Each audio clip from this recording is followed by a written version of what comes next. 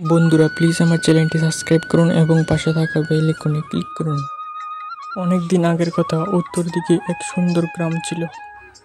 সেই গ্রামে বাস করত এক ধনী ব্যবসায়ী ও তার একটি পাখি। কিন্তু পাখিটি ছিল খুব দুঃখী, কারণ সে ব্যবসায়ীর কাছ থেকে মুক্ত আকাশে উড়তে চেয়েছিল। একদিন ব্যবসায়ী বিদেশ সফরে যাওয়ার আগে পাখিটিকে জিজ্ঞেস করলো, তুই কি উপহার চাস?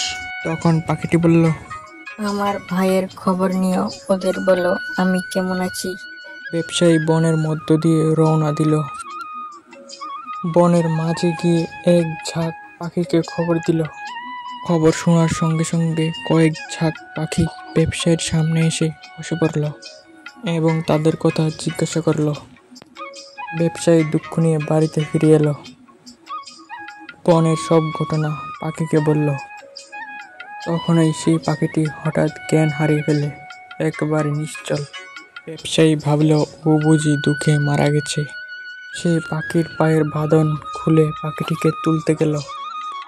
ঠিক তখনই পাখিটি উড়ে গেল এবং উড়তে উড়তে বলল, আমার ভাই আমাকে শেখালো কিভাবে মুক্তি পেতে হয়।